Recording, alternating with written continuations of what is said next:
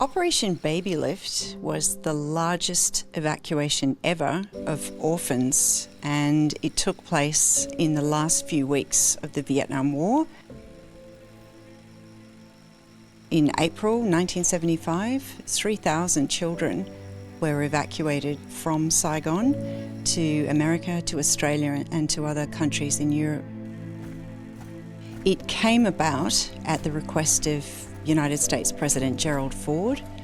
The Vietnam War had dragged on for 20 years, and in the dying months of that conflict, Saigon was awash with refugees, and it's estimated that there were about 20,000 orphans.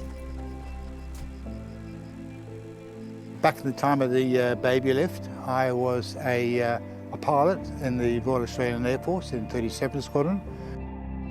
We were briefed that we were going to be taking orphans, basically. We didn't know they were babies, just orphans, back to Bangkok. So it was a pretty traumatic time, and it was curfew at night, so we only flew during the day.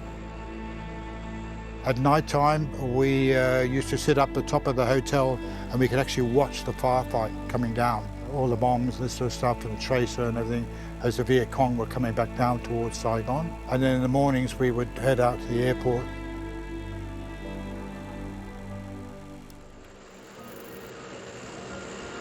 We arrived in the cool of the morning. Some buses pulled up with the children and the nuns who were looking after them. And we're sitting out on the big, concrete tarmac with just the aircraft parked there, and it gets very hot out there, very hot. So obviously there was the bottles. So the photograph you see is us bottle feeding these kids to try and keep them hydrated because of the danger of surface-to-air missiles.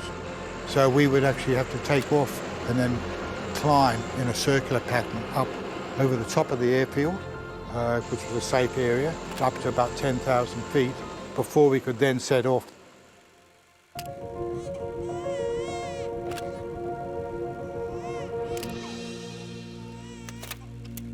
The United States from Saigon was about double the length of the flight from Saigon to Australia.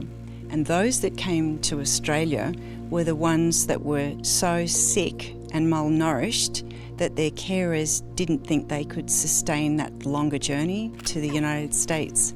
When they landed in Australia, almost all of them required a degree of medical intervention of some sort or the other. Some of them were very sick. Well, I was 4 months when I arrived to Australia, and I spent another 4 months at Fairfield Hospital, infectious diseases unit. I was found outside a burning building, some bombing that occurred in Saigon, which is why I got hearing loss. The type of damage of my hearing loss was because of that. So all the other children that were evacuated had an adoptive parents allocated through the state and territory government. I think there were 7 unallocated children, and I was one of them, placed on the aircraft at the last minute. I think narratives and stories that people say about Operation Babylift is caught up in a lot of emotional trajectory, if I can put it that way. The North Vietnamese government and some aspects of the South Vietnamese government were not happy about Americans and Australians, French, taking children out of the country.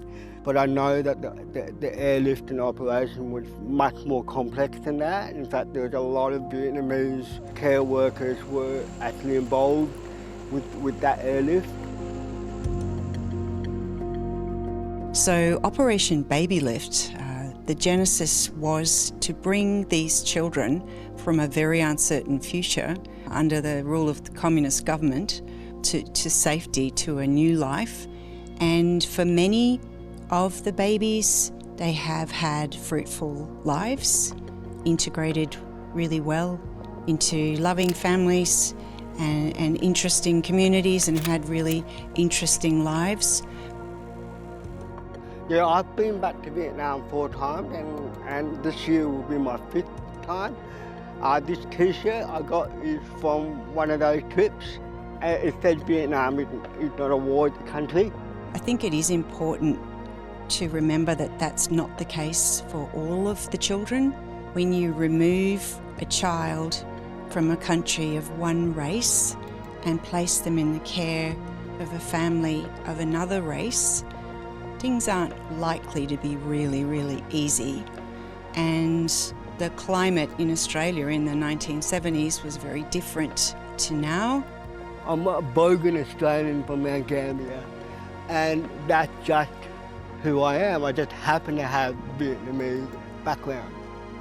I'm so pleased that we as a country were able to take these kids and hopefully to give them a good life here in Australia. Something I'm proud to have been involved in my own very little small way.